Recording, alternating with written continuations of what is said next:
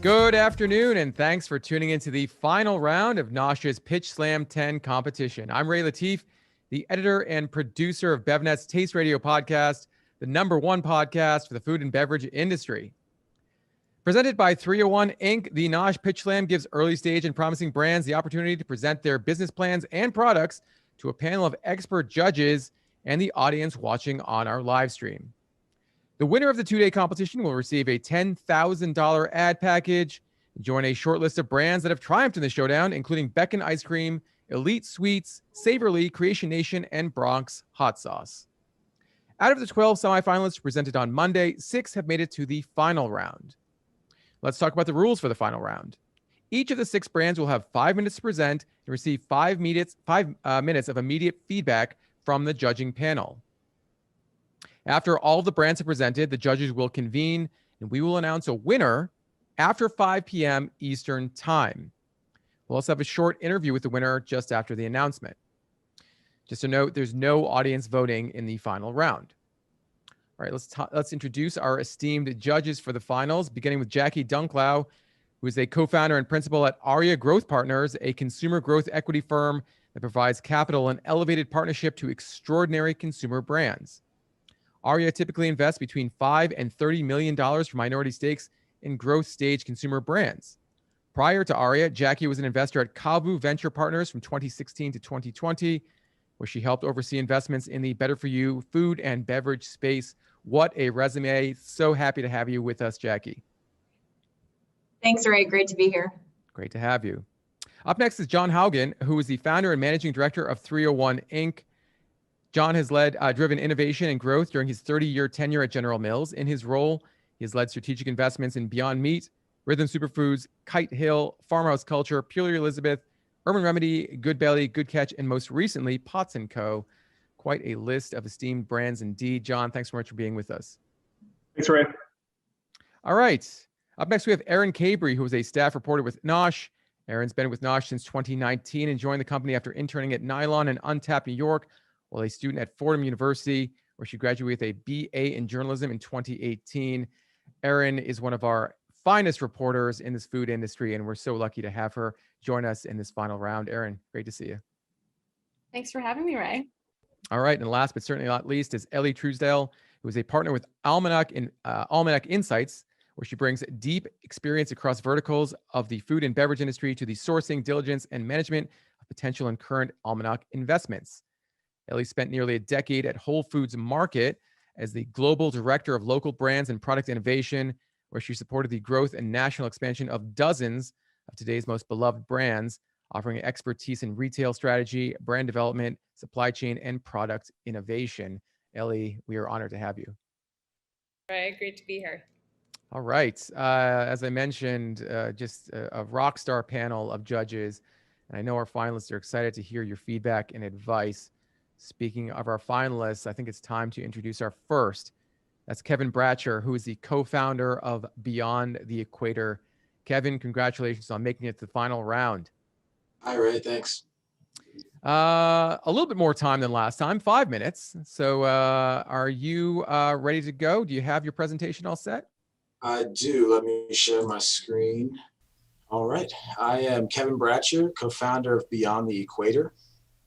So we started in 2015 as a farming operation in Bolivia, outside of Santa Cruz. We were growing superfoods, mainly chia seeds, but we also grew mung beans, quinoa, and a few other things. And we exported them wholesale to Europe, Australia, and Asia. In the picture, that's my co-founder, Carl, with the farming background. And then on the far right, you'll see Andres, who ran our operations in Bolivia, recently moved up to New Orleans to help me with the retail brand.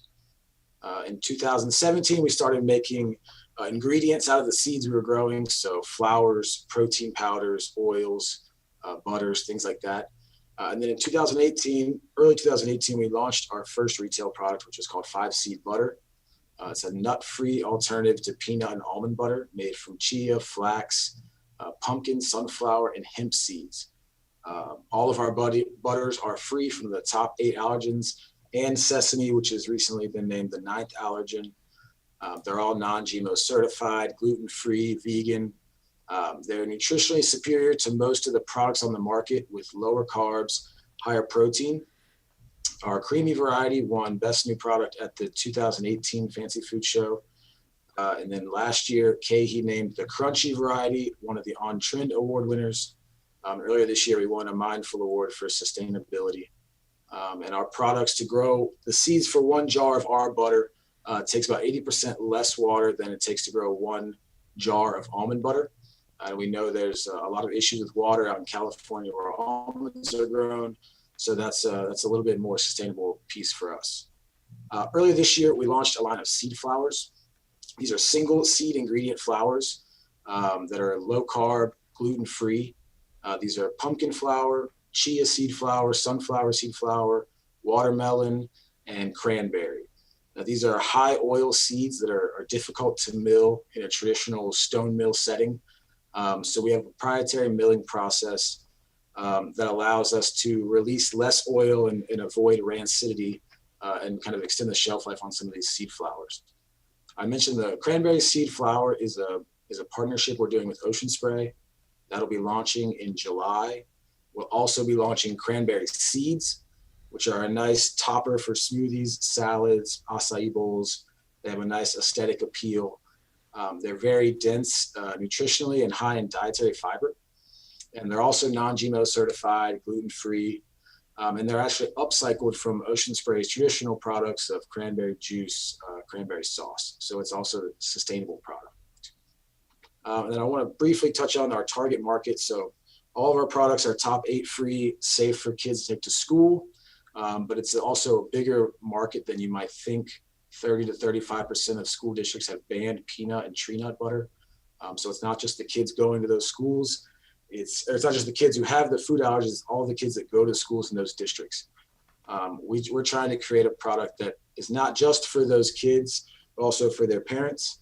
We find a lot of families have a high sugar, nut-free product for the kids, and they have a $15 almond butter for themselves. We want to be the product that is the one they buy for the whole family. So it's delicious, nutritious, but also safe to take to school. Our products are also for the health enthusiast crowd, the hikers, the bikers, any of the trendy diets, the ketogenic diet, the paleo diet. We have great products for them. Anybody looking for a very low carb product with high protein and utilizing superfoods. And then the last crowd, which is kind of an even broader crowd, is somebody who just wants to cut back a little bit on sugar. We sell our chocolate 5-seed butter, and we compare it to Nutella. It has 85% less sugar, but still has that great chocolatey taste. So those are the kind of the 3 markets we're targeting, and it's a lot broader than you might think if you just see, a top 8 allergy-free brand. Right now, we're in about 1,000 retail stores across the country. We sell our products on Amazon, Amazon Prime, and also on our website. And I'll take any questions. All right. Well done, Kevin. Let's hear from the judges and hear if they have any questions for you. Ellie, let's start with you. Kevin outlined the target market for Beyond the Equator, folks with a food allergy, health enthusiasts, the cutback crowd. Do you think that's the appropriate focus for them when it comes to trying to attract the brand to new consumers? Yeah, Kevin, great job. I love the pitch. I think that is appropriate. I also loved you talking about making an option available to the whole family. I sort of call that the Pixar effect, when you can get to both the parents and the kids, and they're equally as happy with the offering. And I think you've targeted 3, as you said, sort of bigger consumer segments that might first come off the cuff. And I think the allergen segment is a big one. As you said, with schools right now, it's not just people who can't eat it. It's also, you can't go to school anymore bringing peanuts. So you've got to have some options for your family. I think it's great you're attacking those 3. Thanks.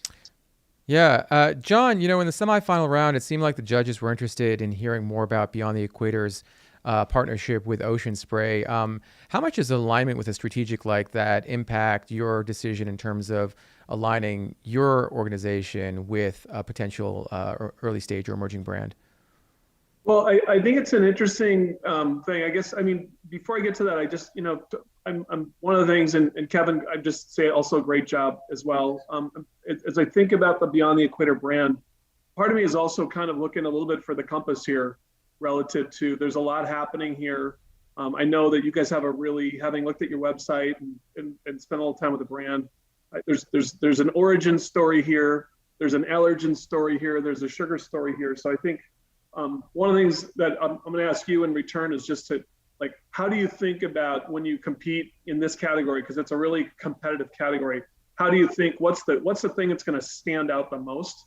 Ray, to answer your question really quickly, I think that, from a mainstream, legitimizer, I mean, obviously Ocean Spray is a very strong and venerable brand in the marketplace.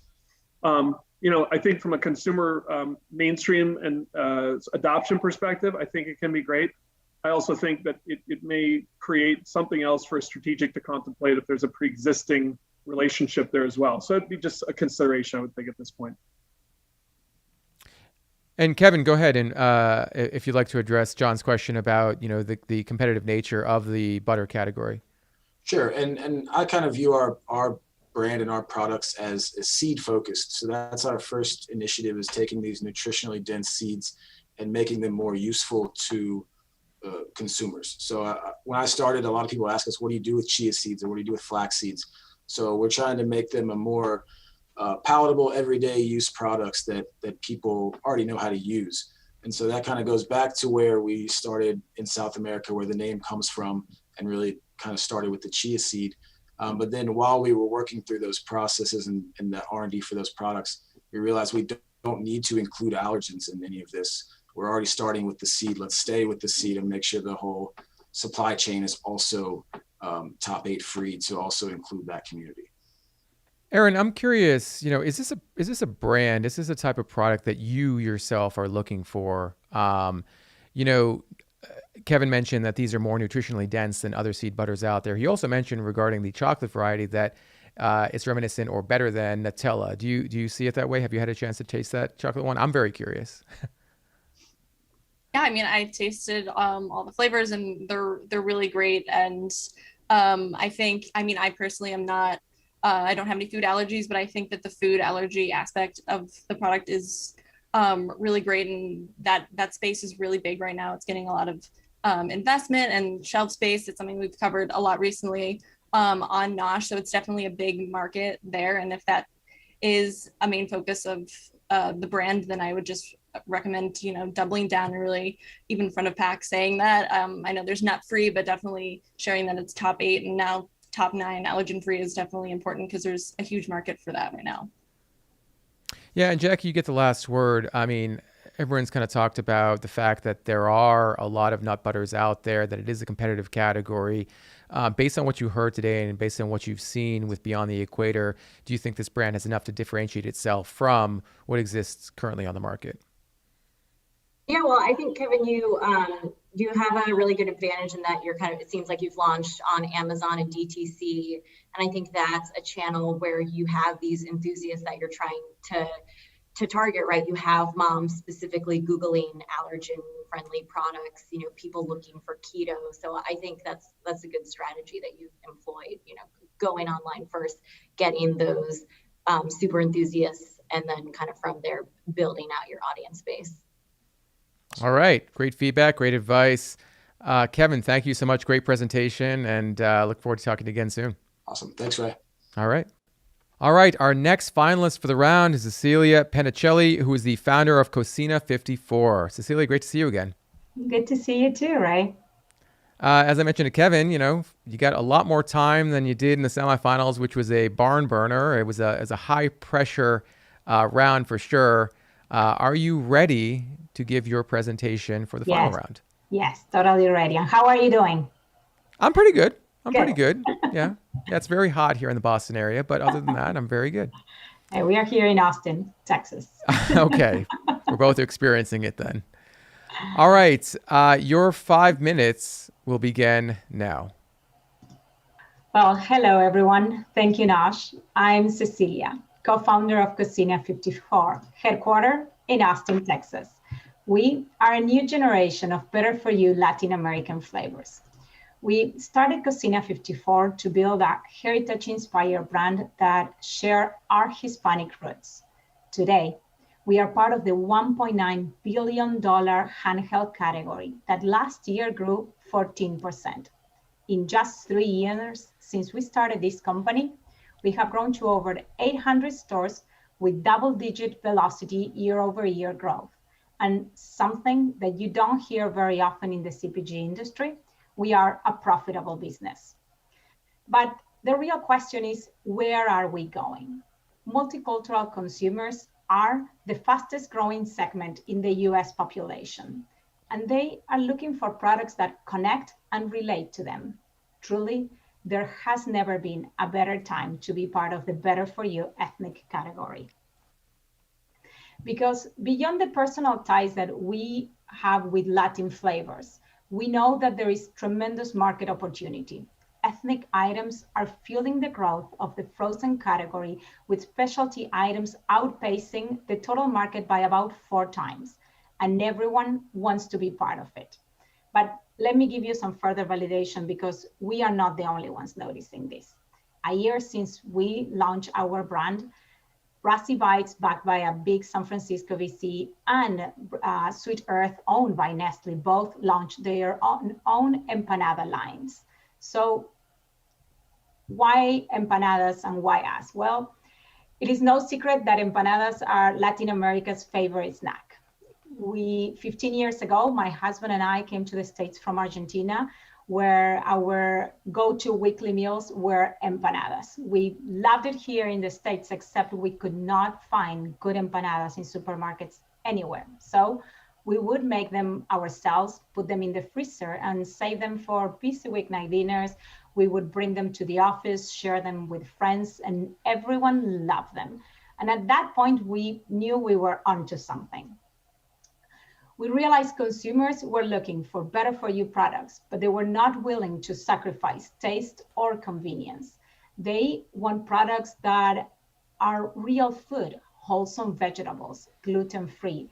They also want grab and go items that fit their busy lifestyle. And finally, bold international flavors. So how are we different? We have 4 empanada lines, 4 empanada flavors, all of them made from scratch with fresh vegetables, antibiotic-free meats. They are all certified gluten-free. We bring a heritage-inspired brand that share our authentic story. And unlike many others in the market, our empanadas are microwavable. You can because they come pre-baked, you can put them in the microwave and they are ready in 2 minutes.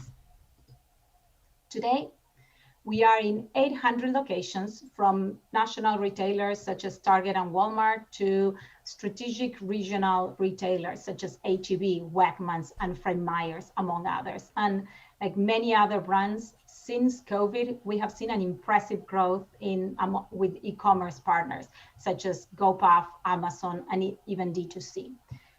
We know now it is our time. We have heard from press and our most raving fans. In 2020, HuffPost named Cocina 54 empanadas as one of the best gluten-free frozen foods you can buy. And last March, Forbes chose Cocina 54 as one of the best snacks from around the world you can enjoy without leaving your home. But I truly love when we see our fans that are truly obsessed about them. Luckily, we are not doing this alone. We have a supporting group of mentors from the Choban Incubator, the Target Hispanic Council, the National Minority Council, which we are certified, and a truly hardworking lean team with lots of passion. I have over 15 years of experience in the CPG industry, work at Nestle and Stubbs Barbecue, and my partner has been the mastermind of the financial success, allowing the company to be profitable while growing exponentially. Thank you for your time, everyone. All right, well done, Cecilia. All right, there was a mention of a word twice during that presentation that we don't typically hear when it comes to early stage brands, and that's profitable. John, how much does that move you? How much does that interest you when you are evaluating early stage brands? Well, I think, I think it's huge, relative to thinking about just the fundamentals of a business. I think, so having a business model that is sustainable, that you can scale. We've certainly been in business, worked with other brands that you sort of wince every time their sales go up because they're going to lose more money. So I'd be happy to receive the monthly forecasts and results from you, because obviously things are trending in the right way. I think the biggest thing is, as you guys are continuing to make those strategic investments in the brand, is balancing those good fundamentals with also, taking advantage and seizing the opportunities. One question I had on that is that it looks like you're across a number of different banners. Have you thought about the idea of depth of one retailer versus breadth across a number of different banners? I'm really excited that it sounds like you're getting early stage wins across a number of different formats. But have you thought about also just making sure you're doubling down in a specific channel to make sure that you have a really strong velocity story to continue to expand? Yeah, we are seeing strong velocities in our current retailers. With COVID, I think that we weren't thinking about going into a different channel in terms of like going into e-commerce. It certainly kind of like pushed us into that direction. And so since then we were like, okay, we need a 3PL. We need to really invest on this. And what I love the most about the D2C aspect is that you can really connect with the customer in a completely different level that when you do with brick and mortar. So whenever we talked with the different retailers, and we have said no to a lot of retailers because not having like funding behind us makes us have to be very, very selective with where we go, and it mostly has to be a partnership. The retailer has to understand where this product needs to be placed, that it cannot go with the 30-cent burritos, and so it has to be with the better for you category. Thank you. Yeah, Jackie, I see you nodding your head about that. And Cecilia mentioned that, why empanadas. She discussed that in her presentation. Did she convince you as to why empanadas can fit into this sort of next generation frozen aisle? Well, I personally am a big empanada fan, and they were delicious. So thanks for sending that over to me, and congrats. I think you had a great pitch and a lot of success to date. You should be really proud and excited. I think it's a great, entry for the brand, and it's a very well-known product, especially in the American market. I'd be curious to hear more about what your kind of product development roadmap looks like, and if you feel like, the brand can really be a platform to broader frozen or broader Latin food. Yes. Yeah, definitely. That's what we see. We see that we could be a broader platform for better for you Latin foods. I always say, think about Goya, but for the millennial customer right now. Just something, if you look at our packaging, it has all these swirls, and they are based on a type of art unique to Argentina that is called filete porteño. And so when we created the brand, it was not only about a product that was Latin America's favorite snack that had the flavors, but also that where we could share a little bit of the culture behind it. Are you thinking shelf stable? What's your thought about the categories? Yes, we have certain line extensions that are ready to go, that are going to keep going into the frozen category, mostly with maybe breakfast empanadas, but I cannot say a lot because this is a public live that is going to be broadcasted. And then we do have shelves stable with very unique things that you will find in Latin America that are will bring incredible flavor to the American table. Erin, Cecilia mentioned that this is our time, as in this is Cocina 54's time. In the context of your reporting about this better for you ethnic category, would you agree? Yeah, I definitely agree. Especially we've seen during the pandemic, consumers are definitely looking to try new things, expand their horizons, and while still looking for better for you items. So this product definitely checks all the boxes, and on top of that, it's really delicious. And then in terms of the frozen food category, that as well has just really picked up a lot of momentum, and consumers are really embracing it a lot, even more during the pandemic. So definitely have a lot of attributes going your way with this product, and it's great. So congratulations. And Ellie, we don't have a lot of time left. I'm going to throw two questions at you. You've tasted thousands, if not tens of thousands of products in your career. I want to ask you about taste and convenience and whether or not you feel that Cocina 54 does not sacrifice on taste or convenience. And number two, as an investor, how much stock do you put into Cecilia's discussion about the experienced team they have behind Cocina 54? Sure. Ultimately, taste is everything, and I thought your product was great. I also really loved that it had the two options of, like, if you're in a real hurry, you just throw it in the microwave, and that's one experience. But if you actually have time to toast it, I thought that was a great just workaround, and in either case, a really fast, easy option. So excellent product and product quality. As far as investment and taking into account your team, I think that means the world. Seeing your experience, the number of years you've been in CPG, it's half the battle. Like, you've got the product, you've got product market fit, and you really rely on the team in terms of what you're investing in. All right. Once again, great feedback. Cecilia, well done. And let's talk again soon. Thank you. All right. All right. On to our third finalist for this round. That's Holly and John Arbuckle, the co-founders of Singing Pastures. Holly, John, how are you? Awesome. Doing great. Great to see you, John. We only met you in the final round. Great to meet you, Holly. Excited to hear your presentation, your pitch. Are you ready to give it? Absolutely. Fantastic. All right. Your 5 minutes begin now. What if there was a way to improve how we produce pork in this country so that it tasted better, was healthier for the consumer, and it was also a lot better for our planet? We'd like to tell you a story about how we're doing precisely that and pushing the envelope to make the most unique pork snack stick on the market today. My name's John Arbuckle. And I'm Holly Arbuckle. And we are the co-founders of Singing Pastures Farm. We're a 9th generation farm family who used to work primarily at local farmers markets. After a while, I realized that so many of our customers were telling me that the world was full of grass-fed beef sticks, but they couldn't find any pasture-raised pork sticks. So we saw an opportunity. We thought, let's make a premium gourmet pork snack stick from the pork we raise on our own farm and eventually incorporate with other family farms that follow our strict standards. Our farm and brand is Singing Pastures. Our hero product line is Rome Snack Sticks. We own all the associated trademarks. There are 3 flavors, a savory, sweet, and spicy, corresponding to bacon, pineapple, and jalapeno. All of our pork is heritage breed, which means it's rich and juicy and flavorful.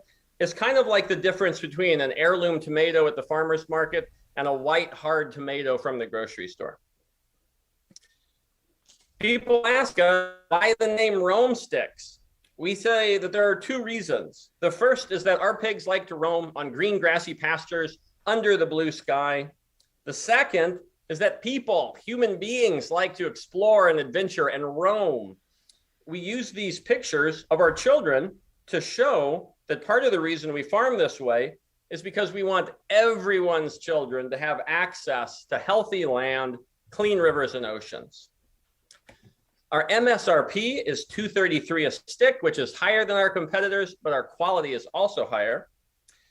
In addition to the quality of our meat being very high, the way that we craft it using traditional methods is a big deal. It's fermented, making it more similar to like yogurt or sourdough bread. And it's slow smoked for 16 hours with real hickory wood. The result is a pork stick that's fresh and juicy. The flavor is complex with a savory base, and it's layered in with a hint of smoke and tanginess. When we thought about our branding, we realized that a lot of the meat brands on the market are really macho. So we wanted to do something that was really positive for women also, hence the name Singing Pastures.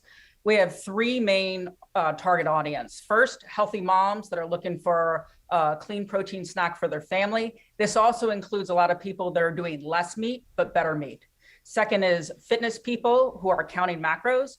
Third is conscious consumers. These are like your farmers market people that want the very best quality of food, but they also want ecologically minded farming practices. And with that, one of the feedback things that we hear a lot is that your sticks taste really good, and I don't normally eat snack sticks. Here are a couple other reasons why people love us. They have 1 gram of carb, making them keto and low carb friendly. Consumers realize it's better for the earth, it's healthier for the consumer, and customers feel good because they know that they are supporting family farms that practice high integrity farming and not big industrial farms. So this gets us to where we sell. We actually had started looking at brick and mortar stores, and then COVID hit. So we pivoted to online. 85% of our sales are online. You can see some of the places we sell there. We're also on our website. We have dipped our toe into brick and mortar. We're with 3 distributors, 2 grocery store chains, 250 independent grocery stores. We are on track for $1 million in sales in 2021, and we've done it without any debt, and we are a profitable company.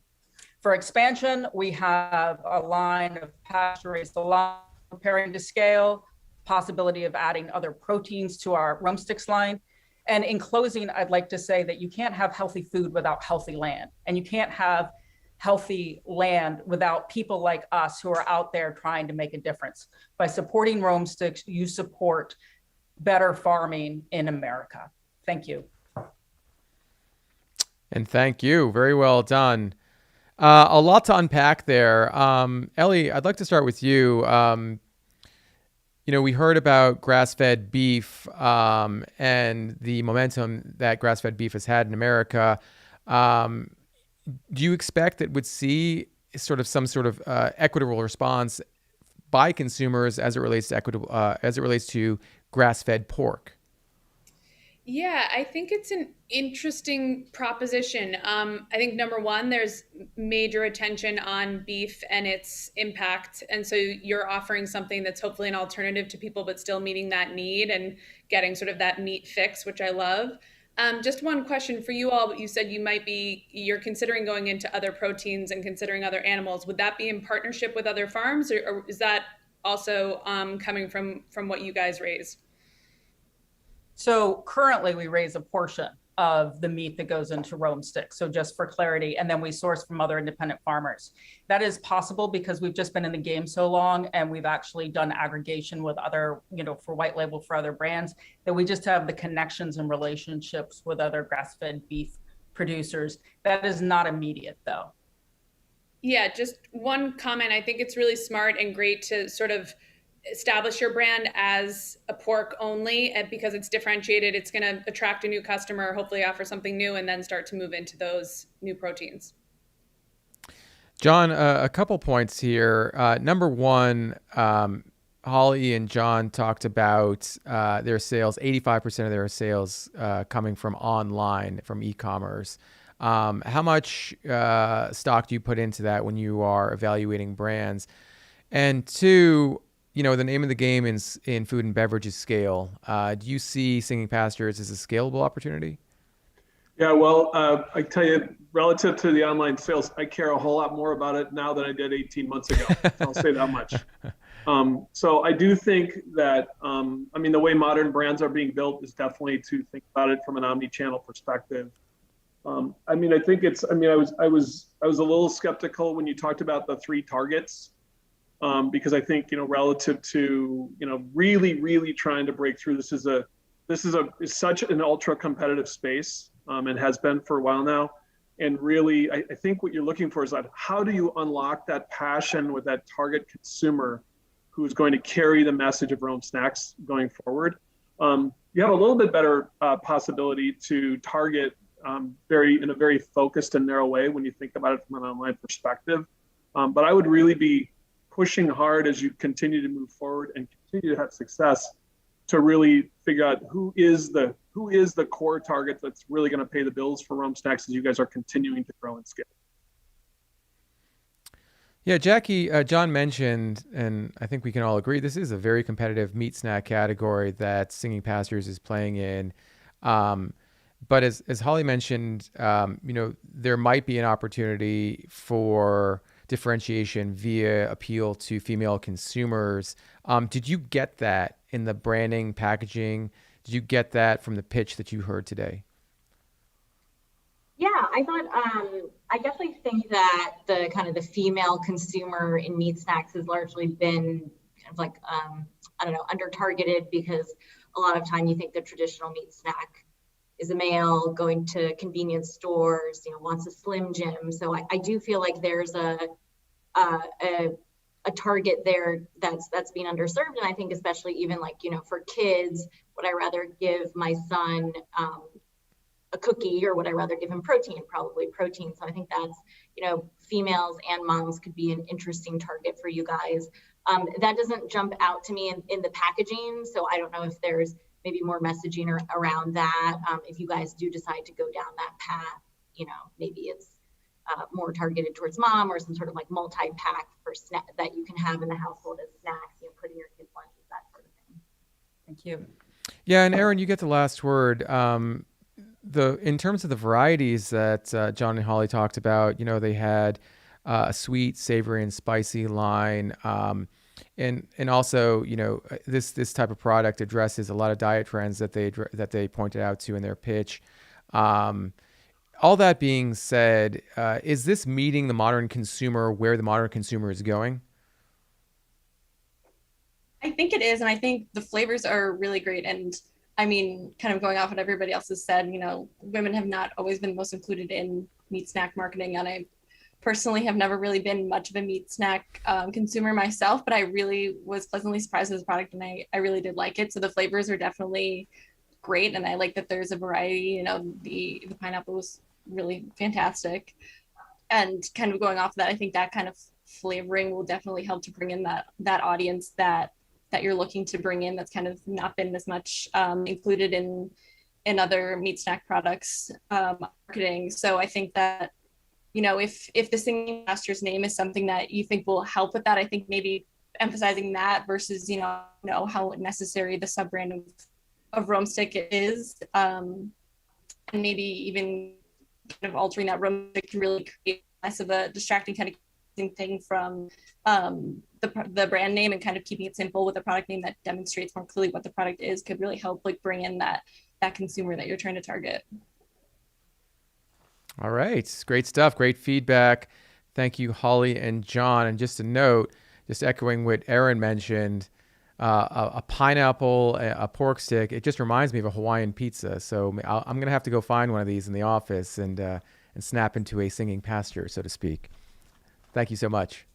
All right. On to our next finalists. Those are Sarah and Damian Thompson, the co-founders of Honey Child Artisan Pops. Sarah, Damian, so great to see you once again. Great to see you. How are you? I'm doing great. I'm excited to hear your pitch. 5 minutes feels like a lifetime in comparison to 2. Is your presentation ready to go? It does.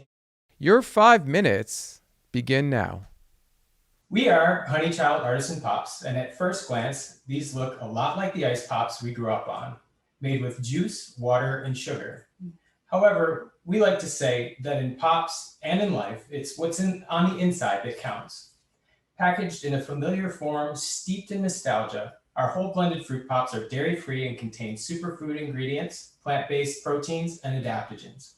They're like a smoothie on a stick. No blending, no mess, simply delicious. Let's start at the beginning.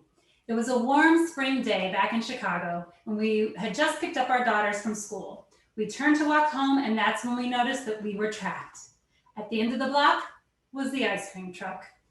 We searched the menu for the least troubling option, but we knew that anything we chose was going to cause a sugar rush, followed by a crash. We walked home, treats in hand, considering the alternatives. We wondered, why can't we have frozen treats that are delicious, that don't contain all the bad stuff? And not only that, but why can't we find alternatives that are full of the good stuff? We couldn't find what we were looking for in the market, so we got to work. We dove into the data and uncovered a few key points. The frozen dessert market is expected to hit $82 billion by 2028, with 45% of global consumers attempting to avoid frozen treats that contain artificial flavors, sweeteners, and preservatives. We believe there is significant white space for innovation in the category, and Honey Child is well positioned to fill the gap. We've separated our pops into two categories, play and power. Play pops start with whole blended fruits, so the fiber remains intact. They're sweetened with a touch of honey or maple syrup because we can use less to achieve the same level of sweetness as sugar, reducing glycemic impact. Power Pops build on the idea, incorporating plant-based proteins, superfood ingredients, and adaptogens. They taste great and are fun to eat. They are often the first thing I'll eat in the morning or later as a midday pick-me-up. With Power Pops, we're setting the bar for better for you in frozen novelties. We say our target consumer is women ages 18 to 35, but our pops have an appeal that extends well outside of that. Our data tells us that we're hitting the mark with mission-driven millennials, who are our biggest consumer. They're drawn to the sophisticated flavors and fun, fresh aesthetic. Health-conscious moms are attracted to our pops for the sneaky veggies and the delicious flavors. Fitness enthusiasts love the superfood ingredients and plant-based proteins. And baby boomers are nostalgic for the flavors of their youth, but are changing their diets to decrease sugars and increase nutrients. We opened for business in 2019 with one cart serving up pops at local farmers markets and events, and our early customers understood the concept immediately. They connected with our branding, loved the flavor profiles, and were excited and intrigued about Power Pops. We knew we were onto something. Later that year, we were discovered and brought on by our local Whole Foods and have seen steady growth ever since. You'll find these 4 unique flavors currently on shelf, with several more in development. Super Greens is like a delicious green smoothie. It contains 3 kinds of greens and tastes like banana, pear, and ginger. Awake Shake is a cafe mocha protein pop. It has 35 calories per pop and is simply sweetened with bananas and dates. Matcha Mango is a sophisticated combination of matcha, green tea, and deliciously ripened mango. And Blueberries and Cream is a decadent and dairy-free delight. Our SRP is currently $7.50 for a box of 4 pops. Definitely a premium price point for the category. We plan to democratize the cost as we sell through more doors and increase volume. It's an exciting time for frozen novelties, and at Honey Child, we're just getting started. We are inspired by our customers to continue to bring fresh new ideas to this category and beyond. We hope you'll come along for the ride, pops in hand, and imagine the possibilities. Thank you. Thank you. Well done. All right, let's hear from Jackie.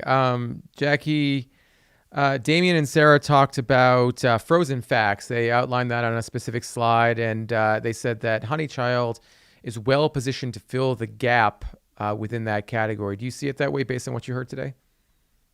Yeah, first, congrats. I mean, great presentation. I loved the drawings. Hopefully your kids did that or something and added the value. And the pops were delicious. I mean, I tried them at home. I loved every flavor. I think there definitely is an opportunity in the market for what you guys are doing. I think especially around the fact that you're saying, okay, I'm sneaking in vegetables here into these pops for your kids. I mean, that's like, you know, the holy grail as a mom. Like, how do I get my kids to, you know, eat more vegetables? So I love that you're doing that. I actually think in your pitch deck it'd be super helpful to see kind of like how you guys lay out against the competition in terms of calories, you know, sugar, whatever superfood or like benefits that your pops contain compared to others, because I think that really, I mean, you know, for investors or consumers or whoever, even on your website, would really lay it out and spell it out to consumers as to why I should buy your guys' pops and pay the premium versus, you know, anything else that's available in the market. Erin, we're seeing entrepreneurs infuse function and functional ingredients into a wide range of foods. To my knowledge, this is the first time I think I've seen function infused into a pop brand, a frozen novelty brand, and specifically talking about the Power Pops side of what Honey Child is doing. Are popsicles, are frozen novelties the right category for function? I mean, is it something where consumers are sort of expecting something like this in the frozen aisle at this point? I think it probably depends on the function, but I think that they've got some great ones here that are a little unexpected, but great. Like, I think that there's definitely, like, caffeinated bars definitely an intake, and I think especially flavors that you've paired it with, it's like coffee chocolate, great flavor, and I think that there's for that. I do think with those functions, it would be kind of be helpful to kind of content, especially if product that is marketed to kids or moms might be giving their kids, just so they can kind of be more aware of if they should be giving to the product to them or not. That was really my biggest takeaway from the function of the product, but they're all delicious. Mm-hmm. Ellie, like a lot of early stage brands, Honey Child cut their teeth at Whole Foods. I'm sure you're happy to hear that. But it's $7.50 for a 4-pack. That seems like it might be a little less accessible for some folks. Is that okay right now? Is that a price point at this point where they can still they still have a runway for growth and runway for trial? Yeah, I think it is okay for right now, and certainly in terms of the integrity of the product and what you're offering, I think it would be really helpful, Jackie's suggestion of almost getting one of those lineups to see you compared to the competition. But I have a feeling like your inputs, you're using honey and maple syrup over cane sugar, using superfoods. Of course, those add up. That's a higher bill of goods than a lot of these competitors. So I think you do have to start thinking about that. How do you scale? How do you decrease those cost of goods as you grow? But I did just want to make one comment, because I just think your brand is really hitting it. Like, you've really harnessed that nostalgic whimsy in a way that somehow tells your story on pack, which is so hard to do and very rare. I was really compelled by your branding, and then in reading your story, it just felt like it really lined up, which is pretty tough challenge. So great work. Thank you so much. Yeah, John, you get the last word. 2 distinct product lines. In your opinion, is there a specific path? Is there a path where both lines can thrive, or should Honey Child be focusing on one versus the other? Yeah, I mean, I think you anticipated my question. Quite honestly, so I tried all 4 pops. So thank you. My family enjoyed them. So it was served as dessert last night. So I very much appreciate that. I did not see the difference, frankly, between Play Pops and Power Pops until I went on your site and saw that and it looks like maybe a future build out possibly in sort of the adult beverage with the Party Pops as well. But holding that aside, it was unclear to me that the distinction between Play Pops and Power Pops. I mean, you might consider just having a distinctive pop. It's always it's a pop that has a pop. Like, there's always something that's distinctive about it, and that distinctiveness, and let the consumer kind of take it. If they want to play with a matcha bar, that's great. And just think it, because I think that additional hierarchy of communication after we'd sampled the product, it was a little bit confusing to me. So that, but I agree with all the other comments about, I think the branding, and it's an inherently fun product. I was excited to try it. Thank you. Outstanding. Yeah, thank you so much. All right, Damian, Sarah, thank you so much. Great pitch. 4 really great pitches. I'm so excited to hear 2 more. This has been a great competition so far, but we'll keep it going with Trishna Seigel, who is the CEO of Down to Cook. Trishna, how are you? I'm great. Thanks, Ray. All right, Trishna, you will have 5 minutes for your pitch, and your 5 minutes will begin now. Awesome. Hi, everyone. I'm Trishna. I'm the founder of Down to Cook. We make a plant protein mix called Add a Veggie. The way it works, you simply add a fresh vegetable to our mix to make a delicious ground meat alternative. Now, the plant-based food market is growing at enormous rates, and the #1 reason consumers are seeking plant-based food is for the health benefits. However, a lot of the products that are in market are not very healthy. So I'm a food product developer and have previously worked at other companies making meat analogs and cheese analogs, and I've seen kind of the over-processing and excessive ingredients that go into some of these products. So in the end, they're not always healthy, but then they're also very expensive. So I saw an opportunity to take a different approach. And this really is what fueled my mission of making plant-based food that's both healthy and inclusive. So the way we're doing this, we make an Add a Veggie protein mix that is an innovative line of products that really take veggies from the side to the center of your plate. We have 4 different flavors. We have an original blend, an herby roasted garlic, Indian masala blend, and a chipotle adobo. So the way it works, you take a vegetable, you rice it or chop it, add it to our mix, form it into patties, meatballs, or leave it as a crumble, and then pan fry. So you basically use it in a meal any way you would a ground meat. So the reason I just designed Add a Veggie to be a dry mix is I wanted it to be shelf stable and just give people the essentials. So they add the fresh veggie as the base, but the mix itself is just what they need to kind of make the fully formed patty, as opposed to if I made a patty and sold it, I would be adding in fillers, paying for a refrigerated supply chain. So this approach is really what allows us to deliver something that's both healthy and cost effective. Now the mix is a mixture of pea protein, fiber, and spices that's specially designed to add delicious texture to veggies. So the mix adds a nice crisp and chew, holds in any healthy fats that you add in, and the fresh moisture of the veggie. So the protein in the mix plus the textural elements is really what elevates vegetables from the side to the center of your plate. And we're also gluten and soy free, so that gives us an advantage over many vegan products as well. Now the mix is highly versatile. You can use a lot of different vegetables and different form factors to make so many different meals that it fits in different cultural cuisines. So I've shown just a few examples here, but like on the top left is a traditional Indian dish that's usually made with ground lamb called keema. And I've made it with our Add a Veggie mix and cauliflower. We've made veggie kebabs. Those sloppy joes are made with our mix and cauliflower. Mushroom tacos, eggplant meatballs. So the varieties and possibilities are endless. And then also you can use any veggies you have left in your fridge. So it helps to reduce household food waste and also stretch people's budgets. Now on the price point, Add a Veggie retails for $6 to $6.99. It feeds a family of 4. You have to go buy the vegetable, a carb, and potentially a sauce. Now, if you compare that to meat analogs and meal delivery services, we're 2 to 3 times more affordable. And then if you compare to Hamburger Helper, which is kind of the ultimate like affordable product, it's $1.50, but then you have to go buy the ground meat for $6. So the total meal cost ends up being very similar to Add a Veggie. So this gets me really excited because just think about all the people we can reach with plant-based eating just based on price point alone.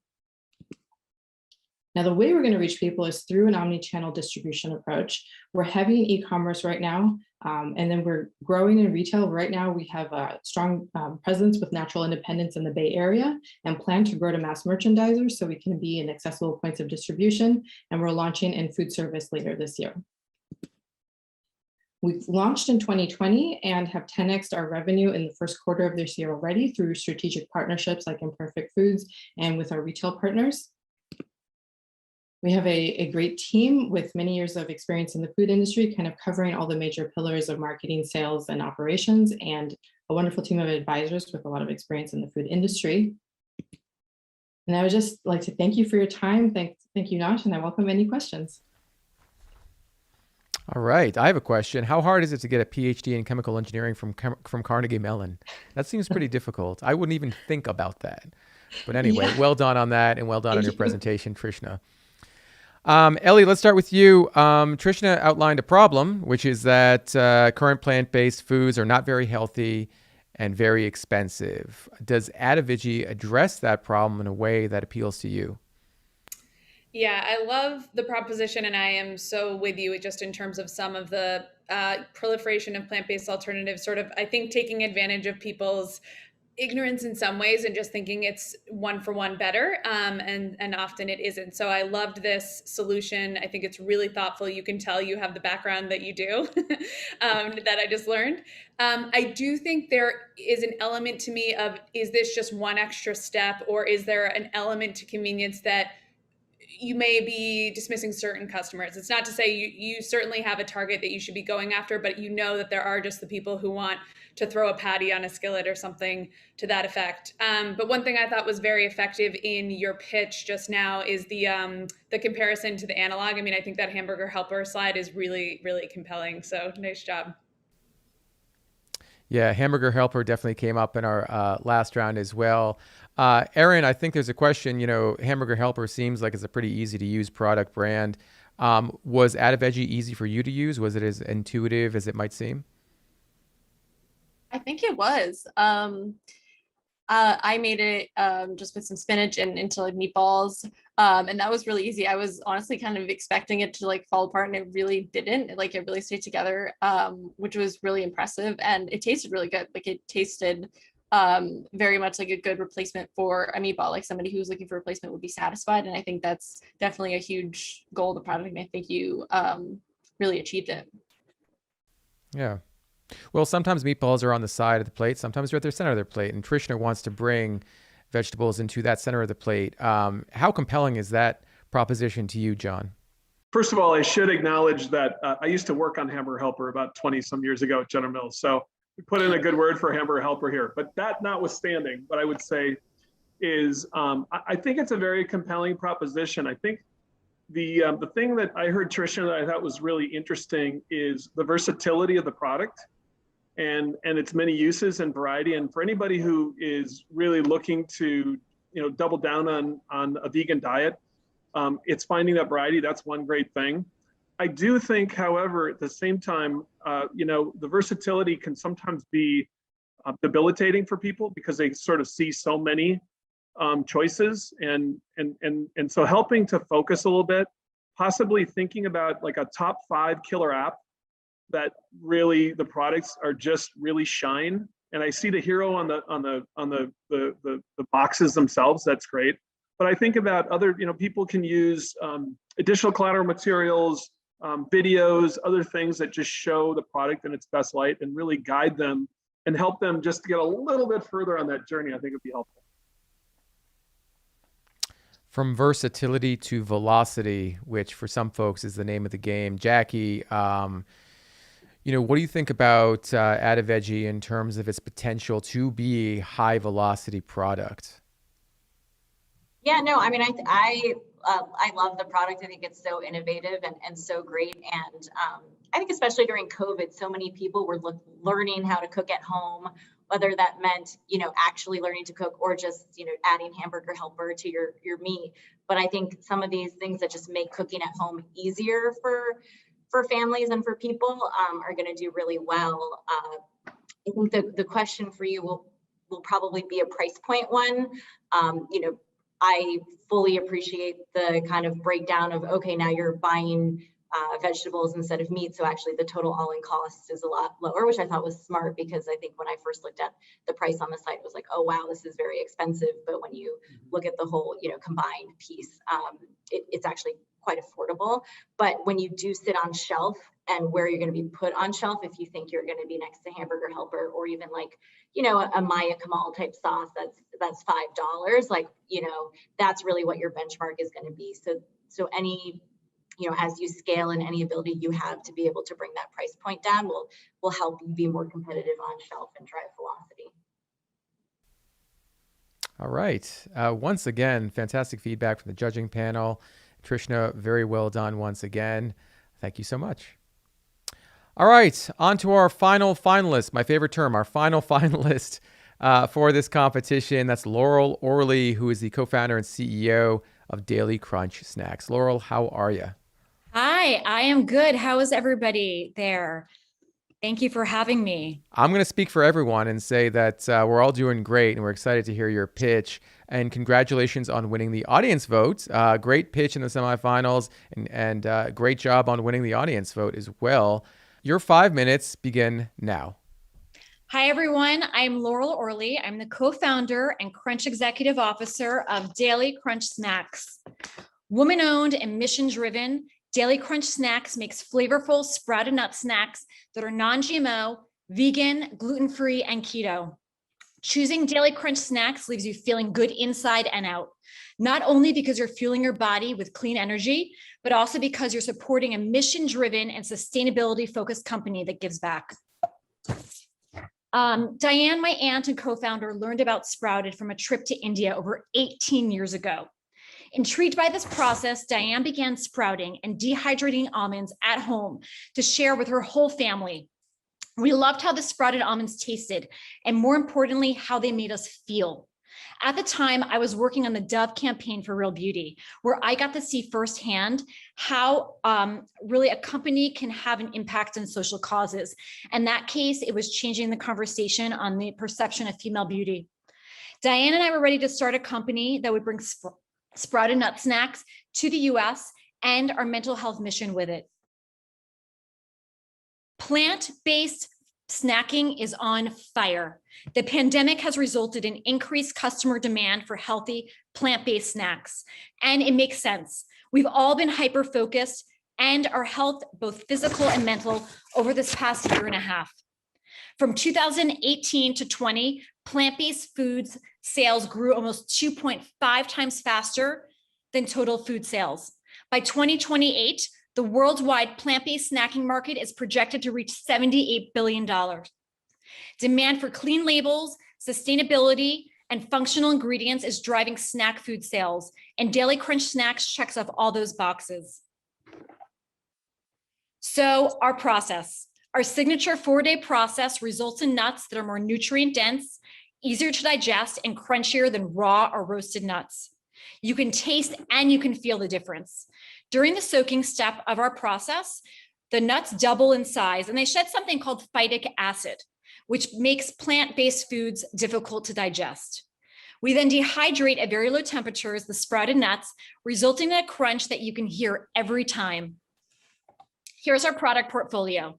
So we have 5 flavors in 2 different sizes. We have our Golden Goodness in the yellow, our cacao, our cherry berry, our plain, and our coffee, my favorite.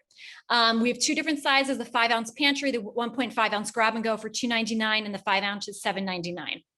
We also are featured on our website, Amazon. We're in over 300 independent stores, and we recently just launched in Meijer, CVS, King's, Urban Outfitters, Foxtrot, and Bristol Farms, to name a few. Our brand pillars. So beyond our award-winning products is our commitment to sustainability and our mental health mission. This is really important to us. Our sustainability efforts are extensive, from sourcing almonds exclusively from bee-certified farms to using post-recycled plastic for our bags. The California drought is impacting our global food supply, and we felt like this is something we need to talk about here. That's why we source our almonds from a farm on the leading edge of water conservation efforts. For over 2 decades, our almond farm has invested in ultra-efficient water irrigation systems, reducing water usage by up to 50% in some areas. And we actually just posted a blog about this today if you want to read more about it. At Daily Crunch, we believe that mental health should be as much a part of your daily life as the food you eat. Diane, my co-founder, lost a son to bipolar disorder and dedicates her time and energy to reducing the stigma around mental health. We have fully embraced this cause at Daily Crunch Snacks. Through our sales, we give back to the support network, which advocates for mental health awareness in college campuses. And just last month alone, for May Mental Health Awareness Month, we raised $5,000 for the support network. Our omni-channel growth, we're taking a true omni-channel approach to our growth as we test sale velocities in channels where our target customers shop. Beyond our retail placements, we have successful tests with airports and hotels. After launching only a year ago, Daily Crunch just passed the $1 million run rate and has some exciting partnerships in the works. Our future product roadmap includes club packs at Costco, line extensions within Better For You snacking, and we also want to be in food service, produce, deli, so we have a lot of ideas in the work. So last but not least, we've got a lot of news, but breaking news this morning, we got hot off the press, the Good Housekeeping Best Snack Award, and they said Daily Crunch brings almonds to a whole new level. We couldn't agree more. Thank you for your time and get crunching. Love the crunch, the Daily Crunch difference, as it were. John, did you feel the Daily Crunch difference? I mean, that is the key point here. I mean, do these do enough for you than existing products, existing almond brands on the market? I could have used maybe a little bit more energy in the presentation, but otherwise, it's the last presentations. Laurel, I appreciate the passion. All kidding aside, it's really great. And I think everybody knows intuitively that nuts are healthy, right? And so what I love about this is that, and I spent some time obviously on the website and the package, and it's because I was unfamiliar what the added benefits of a sprouted almond were. And so I think that I think is an interesting way in.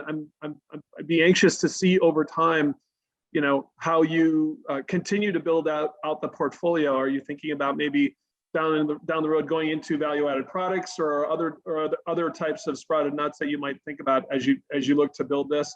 Obviously, your focus is where it needs to be right now to build that killer app in this one area. And I really thought the varieties that you guys had across the portfolio were really nice. Erin, Laurel spoke passionately about the mission behind Daily Crunch Snacks. And it's certainly inspiring to hear it from a buyer perspective, from a consumer perspective. How much do you see that moving the needle for this brand to scale?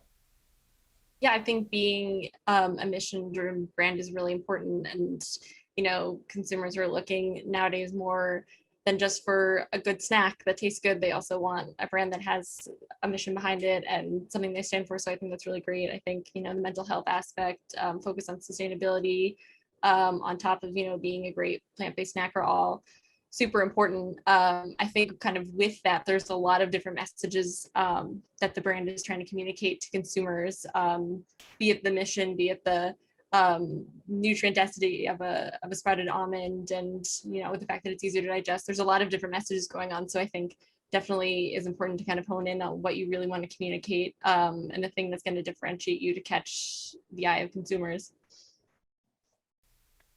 And Ellie, Laurel outlined an omnichannel strategy for the long term. Currently, in 300 retailers, as she mentioned, some varied channels there.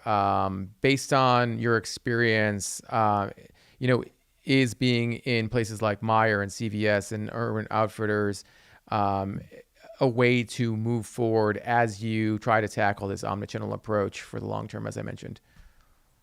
Yeah, I think you want to be just very aware as you're launching, especially convenience, C-store, going into some of these new channels, just watching your velocities, watching your where you go across, and John mentioned this earlier. I think there is some benefit to really going deep with a handful of retailers and learning them really well, building those relationships, getting merchandisers in there, and making sure you're supporting your brand. On the other hand, it's such a new time where CVS, absolutely, they need and want your product, and so they might do a ton to promote you and sort of give you more support than traditionally brands could or would see in the past. So absolutely worth testing, seeing what's working, but sort of being mindful that omnichannel is a tough, everyone's doing it, but it's really tough to maintain well. And I should have elaborated, it's the CVS health hubs that we're in. So it's a better for you snacking area. Great. Gotcha. Jackie, you get the last word. Plant-based snacking is on fire. However, do you see Daily Crunch Snacks as it is currently available, and the strategy that Laurel outlined as addressing the opportunity for plant-based snacking? Yeah, I think, as you said, plant-based snacks are exploding, and there's so many health benefits with the product. I think the big thing will just be getting it in consumers' mouths, trying it. I think to John's point, when you see it, you're not quite sure, okay, why is this different than the normal almond I'm used to buying and adding to my cart? So I think, anything you can do to sample or maybe even run promos to drive trial and just get it in consumers' mouths so they can try it, taste it, see why it's different, see why it's a better product, and they should be switching. That's gonna make the difference. The crunch always helps. Hearing that crunch, Laurel, was great. That really nailed it for me. So great presentation. Well done. And thanks for being with us today. Thank you, everyone, for having me. I appreciate it. All right. That was amazing. 6 fantastic presentations, 6 really inspirational entrepreneurs and brands that I'm really excited to see in my local stores. It's going to be a tough decision for the judges. Before we get to that decision, let's do a quick debrief in terms of how the judges think these entrepreneurs did. In general terms, what were you most impressed by when you heard these presentations, these pitches, John? Well, I think for me, first of all, there's nothing more authentic than a founder story, and there's nothing more audacious than trying to launch a food brand. So I get inspired every time I hear their stories, and I can just imagine how many times they've already pivoted to get to this point and things that they've tweaked and adjusted on the run. So the fact that they're here and that we have an opportunity to interact with them is, to me, they're all winners in my mind. And that's why I love being in this industry and around these people, is just the energy and the passion that they bring to the table. Absolutely. Jackie, from an investment standpoint, 5 minutes is not a lot of time to pitch. Did you hear as much as you wanted to hear, or that you needed to hear, to wet the palate, so to speak? And, what could these brands be doing better? What could these entrepreneurs be doing better for their next pitches? Yeah, I mean, I think everyone did a great job. They were really succinct, got across the real key differentiating points of their brand and the problem they were trying to solve in the 5 minutes. So I think everyone did a fantastic job, and the energy and devotion that they've put into their brand is so apparent, and it's been amazing to hear all these pitches. So yeah, I think everyone did a great job. Ellie, I think sometimes being realistic about the opportunity is a question for a lot of early stage brands and entrepreneurs. Is there really that possibility that these could be scalable opportunities, scalable brands? In your opinion, is what you saw today, or the pitches you saw today, on the right track? Are they on the right track in terms of, getting to that next level?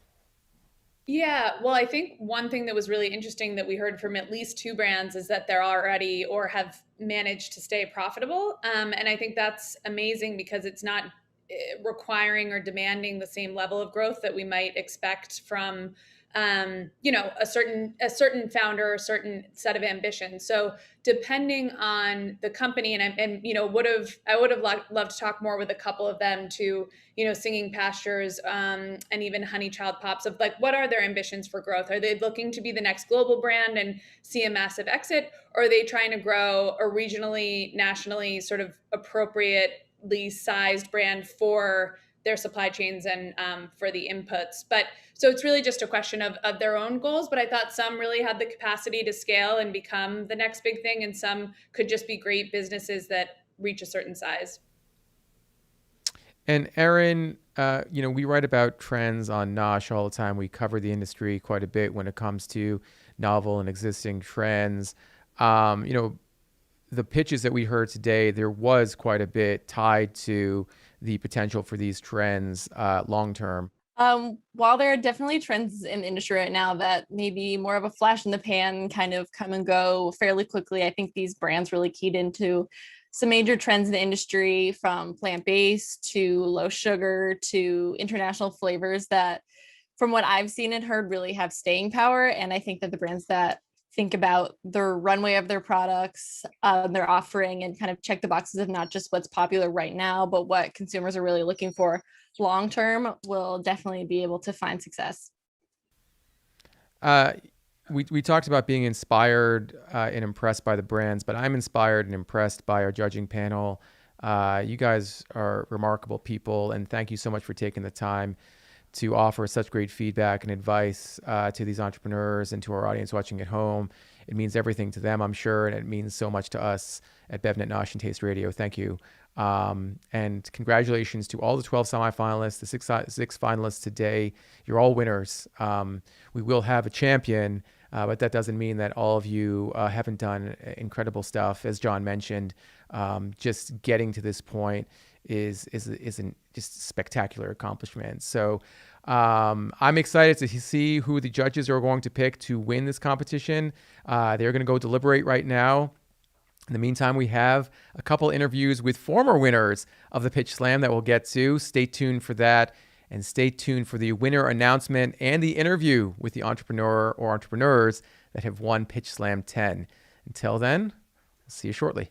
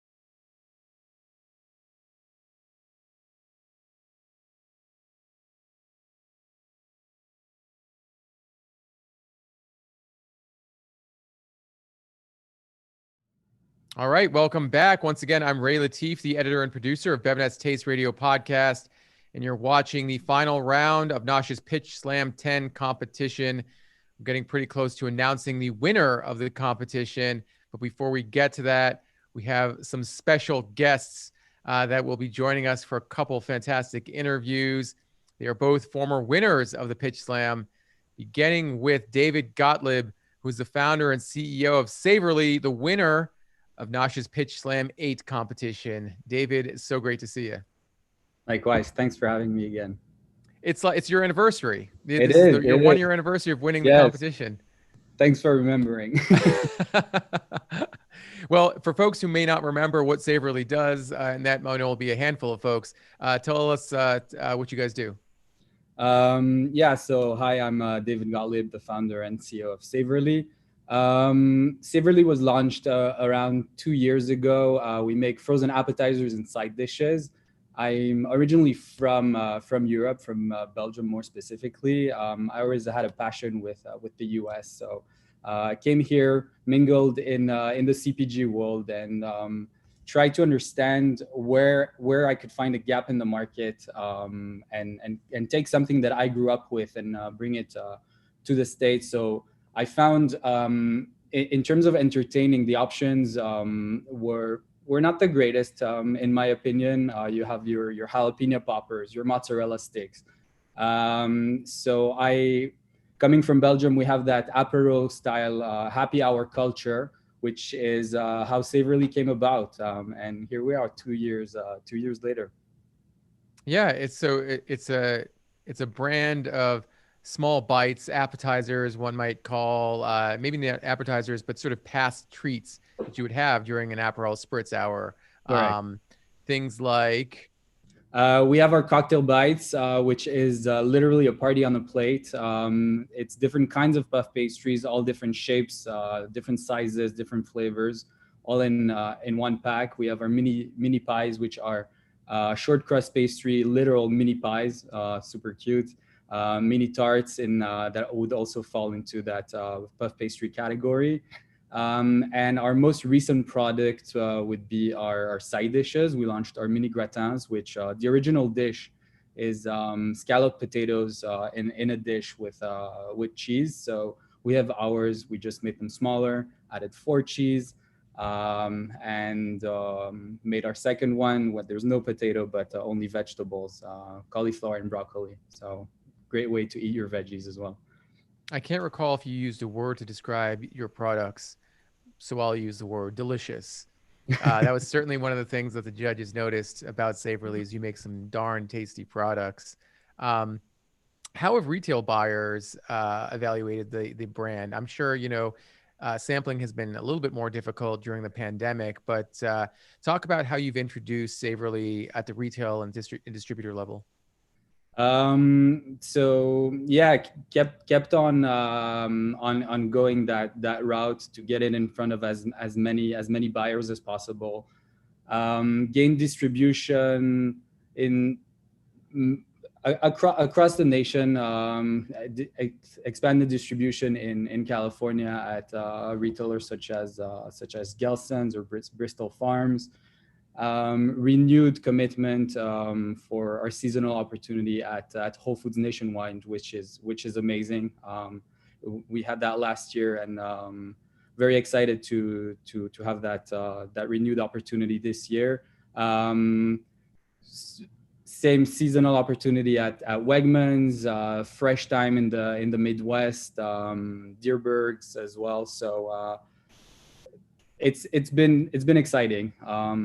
It's been, yes, definitely. Also considering the fact that we're a party brand, basically inviting people to get together at the beginning of the pandemic was a bit of, hey, can we scream to people and say, yes, you have to get together? So it was a bit of, what do we do here? Do we have to change our messaging completely? But as the pandemic went by, we saw people gathering in smaller groups, and buyers could definitely resonate with that. So yeah, pretty grateful.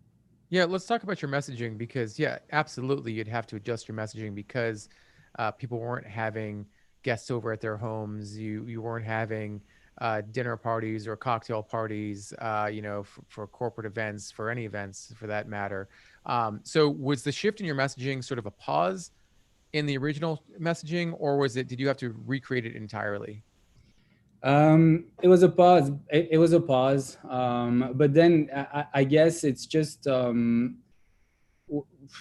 we don't know. We don't know it all. As a young entrepreneur, I'm learning as I go so much. I'm learning from peers in the industry, and especially you learn by trial. So you can get your mission statement or your messaging or your marketing messaging. You can try to polish it as much as you want from the get-go, but I strongly believe in assessing where you stand and where you're going on a continuous basis. So that's what we did, and just tweaked it a little bit. And we definitely didn't cancel our messaging that we had before. We're still advocating to get together and enjoy time together with family and friends. So it's just polishing and making it better as you go. Mm-hmm. I imagine for a frozen food brand, which is what Savorly is, finding ways to stand out in that aisle can be kind of challenging. What are some ways that you've tried to get people to notice your products and your brand in that aisle, that requires folks to not only walk down that aisle, but open that door and do a little investigation on their own? Get creative is really so there's a whole online, but there's also trying to get that relationship with buyers and with the marketing team of retailers, and really thinking creatively, how can we get the spotlight? How can we, even if it's something that we want to try out, I'm always open to be a pilot for retailers to try out new things, because I'm a firm believer in innovation. And yeah, but it's definitely, without sampling, it's definitely been quite a challenge. I'm sure. It sounds like you've learned a lot about your brand, and you have adapted to the current environment for Savorly. What have you learned about yourself as a leader, as a CEO, as an entrepreneur over the past year? What are some ways that you've grown and had to grow up quickly during this time period? I would say is really reaching that hand out and really asking for help, even if it seems like how do you like an even if the person you're interacting with seems adversarial, give them the benefit of the doubt.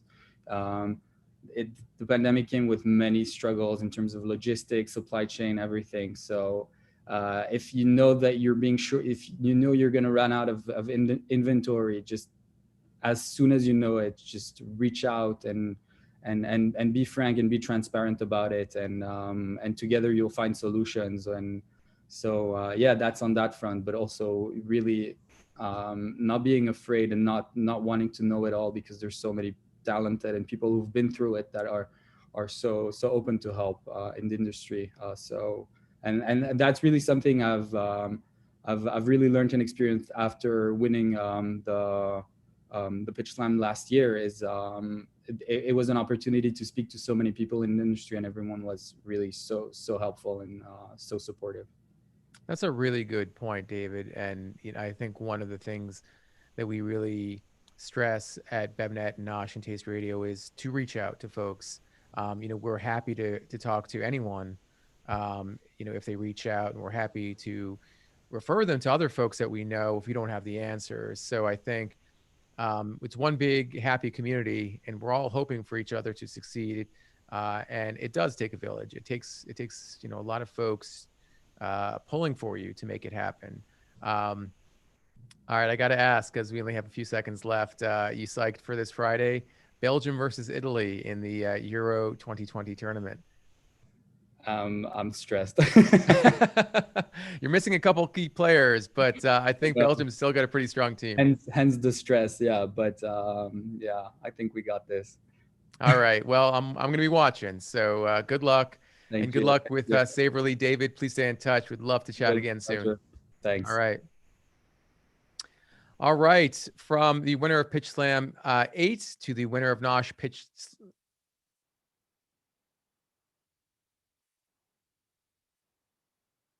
Oh, All right, we're making a little bit of a change here, folks. We're going to get right to it and announce the winner of NOSH's Pitch Slam 10 competition. They're going to receive this trophy and a $10,000 prize package. The winner of the competition is Cocina 54. Congratulations to the brand and congratulations to the founder and CEO, Cecilia Panicelli, who is with us now. Cecilia, congratulations. Hello. Hi, how are you? I'm doing great. How are you? I am so excited. Well, very well done. Congratulations. I heard you're at the airport. I know. I'm sorry. I know. Yeah, it was like, oh my gosh, like you guys were like, run a little bit late. That's why I was like, okay, no, if they announce it, I will be on the air. So I'm excited. Thank you so much. I'm literally about to board a plane to go to Cincinnati for my first business trip. So since COVID, so super excited for everything. Well, we'll try to make this quick because you're live on the air and now you're about to get in the air. So I totally understand. Once again, amazing job during the competition. Felt like the judges had such great feedback for you. We're really impressed with the way that you've developed this brand. I know you kind of outlined this in your pitch, in your presentation, but what does the second half of the year look like for Cocina? What are you planning to do to build on the success, to build on the momentum that you currently have?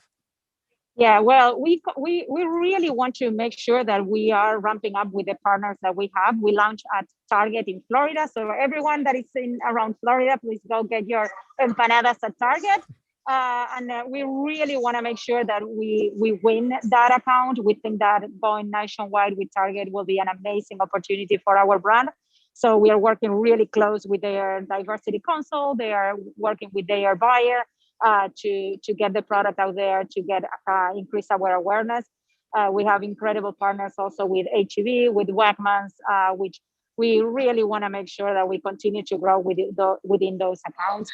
We are expanding with new accounts, but we really, because we are a self-funded brand, we really want to make sure that we can continue to grow. You're a self-funded brand, but I'd assume, like most folks in the industry, you're going to be needing to raise money soon. Are you planning to raise money in 2021, or is that something that we might see in the next year in 2022?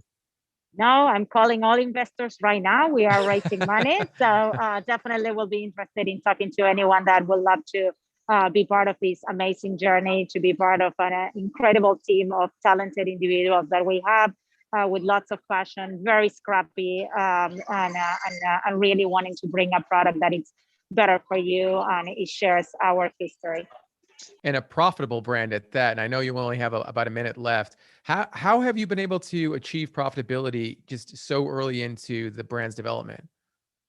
That's not the pretty side of the story, because, like, honestly, it's like it is really like being very scrappy, not having an office for a long time, being the merchandiser and the CEO at the same time, working our moms and our sisters, and everyone is just having to chip in and make sure that the company grows. But honestly, I have enough experience in the industry to know like certain things and where to go and where to be scrappy and where not to be scrappy as well. Yeah, basically you have to hustle, clip every coupon, save every penny to really achieve profitability this early on. But you've done it, and you've also done it when it comes to this competition. You are the winner of NOSH Pitch Slam 10. Congratulations once again. Cecilia, can we do this interview in a little bit of a longer format session at NOSH Live Winter 2021 in Santa Monica? I would love to. Outstanding. Yes. Let's make that happen for sure. In the meantime, get on that plane, enjoy your flight. I hope you're on cloud nine, literally and figuratively, because this is a big accomplishment. Congratulations again. Thank you. Thank you so much for everyone, to the judges and for NOSH for this amazing opportunity. All right. Thank you once again.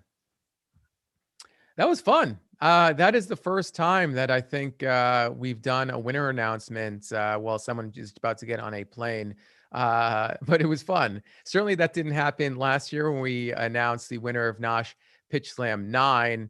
The winner of that competition was Elite Sweets. The founder and CEO is Amin Bahari, who is with us now. Amin, so great to see you again.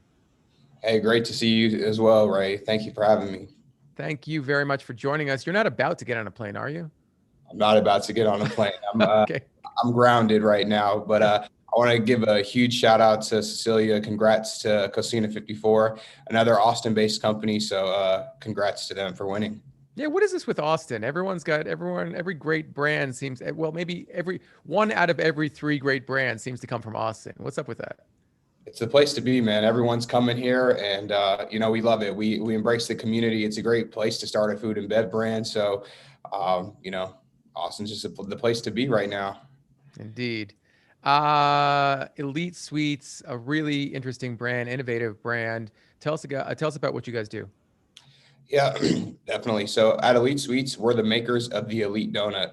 The Elite Donut is a low sugar, protein packed donut. We're gluten-free, keto friendly, soy free, and of course, the best tasting donut on the market. So essentially what we're doing is we're creating better for you options and healthier donuts. Very cool. And as with Savorly, as with Cocina 54, judges were really impressed by the taste, the flavor, the texture of your products. And, in a way, I feel like when someone hears the word protein donut, they immediately start to wonder about that taste and texture. Give folks a sense of what they should be expecting when they're biting into one of your products. Well, first off, all of our products are delicious. But yeah, the big thing behind our products, so they're extremely moist. They're cake-like, so it's not like your traditional donut that's fried and real airy. It's more of a cake-like donut. But we use really high quality ingredients, and we always lead with taste. Obviously, that's the number one important factor with any kind of food product. So we put a lot of time into R&D, and we're really happy with where our products are today. So it's not like a protein bar or anything. All of our products are amazing. And your new investors, I'm sure, are pretty happy with your products as well. Last week, you announced a really solid round of capital.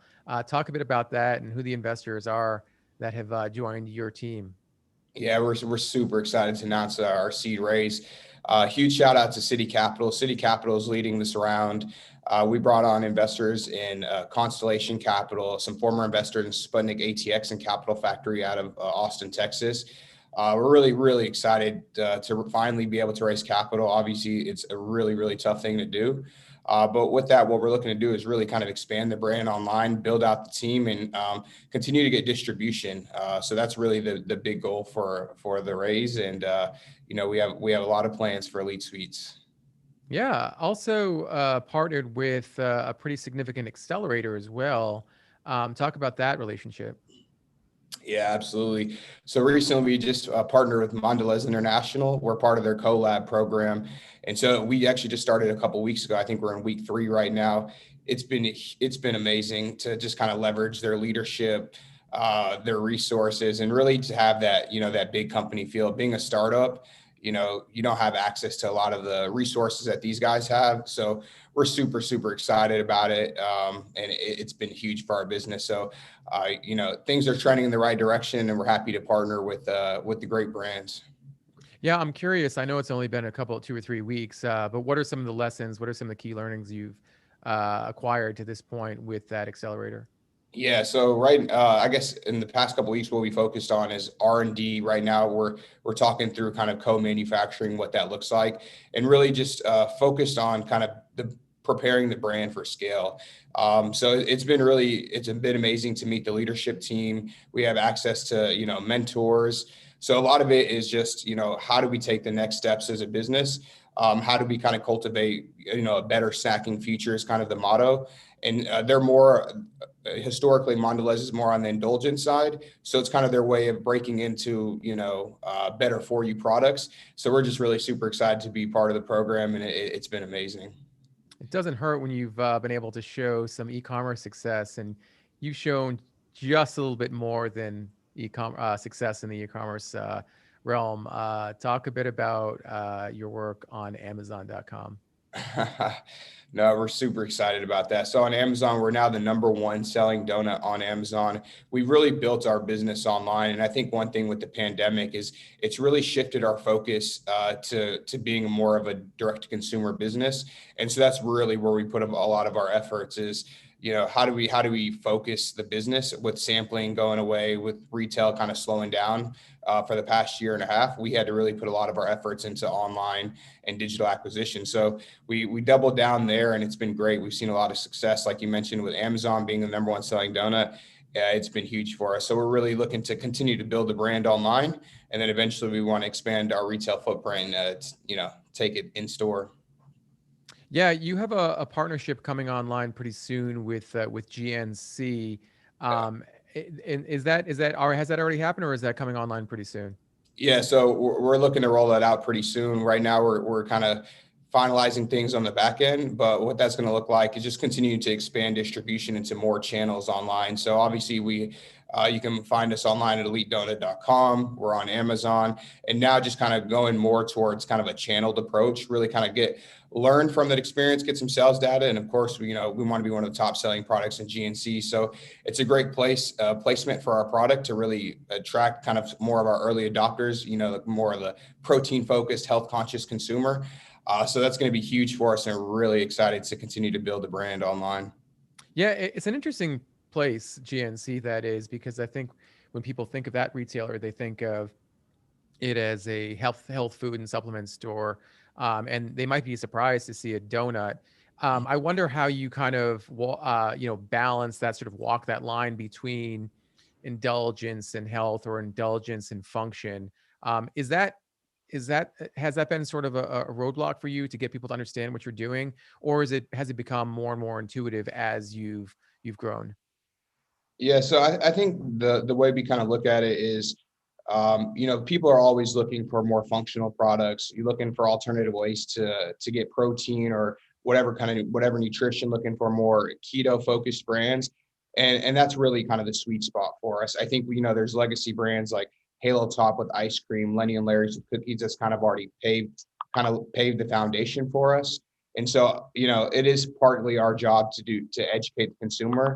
But at the end of the day, I think we're all looking for alternative ways to get our nutrition, and everyone loves a donut. So it is, it can be a tough sell for some, but I think once they try the product, it's obvious why there's a market for this. So it's a little bit of both, but we're excited for the future. And I think as we continue to build the brand, it's really going to continue to resonate with people. Yeah, I think so. I mean, by the way, you look great. You look even healthier than you did when I saw you during the Pitch Slam. And your personal story about getting healthy and getting fit, really impressed the judges in terms of why you started this company. Can you share a little bit of that with our audience, for those who might have missed it? And I would love to hear it again, because it is really so inspirational. Yeah, no, absolutely. And really that was the kind of the inspiration for Elite Sweets. My brother and I, we come from a family with diabetes and obesity, and we were on the verge of it ourselves. At age 16, I weighed 340 pounds. And, obviously seeing the negative effects of those diseases firsthand, we knew that wasn't the life we wanted to live. So we adopted a high protein keto lifestyle. And really in just over a year, I lost 140 pounds. My brother lost about 100 pounds. And it was really in that weight loss journey that we seek better for you products, and really that we were looking, we always had a sweet tooth, right? And there's always kind of like the cheat days, if you will. And so that was kind of our thing, is donuts. We always found ourselves at the local donut shop, grabbing a dozen or whatever it is. And so that's kind of how we got started. And then I appreciate that, Ray. Going back to our story, that's really, I think, resonates with a lot of people, because at the end of the day, there's millions of Americans like us who suffer from diabetes and obesity. And I think we need more better for you options. The trend in low sugar or no sugar is one that's here to stay. And that's things we want to capitalize on, is creating better for you options that are highly functional and ultimately better for the consumer. So we're really excited about what we're doing. We want to be the leader in the better for you sweets category. And we want to help other people that can really resonate with our story and have the same journey. Better for you, fun, and delicious. And I think you guys have nailed all three things. And and Elite Suites. Amin, just remarkable to see what you guys have done and accomplished just in the last 6 months. Congratulations on everything. Can't wait to hear more about the brand. Hopefully we'll see you at NOSH Live Winter 2021 in Santa Monica. And like I said, with David, I'd love to do this. I'm sorry, with Cecilia, I'd love to do this in person once again. 100%. Would love to do it in real life. So can't wait for that. And appreciate you for having me today, Ray. I appreciate you for joining us. Thanks so much again, Amin. Thank you. All right. This brings us to the end of NOSH's Pitch Slam 10 competition. So much fun over the last couple of days. Really appreciate everything that our semifinalists brought to the table, everything that our judges did in terms of offering feedback, advice, and insights on how to succeed in this industry. Thank you to David Gottlieb and Amin Bahari for joining us for interviews. Congratulations to Cecilia from Cocina 54. And a huge thanks to our team at BevNet, NOSH, and Taste Radio. Just a pressure-packed 2 weeks with our New Beverage Showdown event, BevNet and NOSH virtually live, and now the NOSH Pitch Slam. A lot to do, and I think the team did a pretty darn good job from where I'm sitting. Thank you all so much for watching. We do hope to see you live in Santa Monica in December at BevNet Live, Winter 2021, that is, and NOSH Live, Winter 2021. Until then, I'm Ray Latif signing off for our team. We'll see you next time.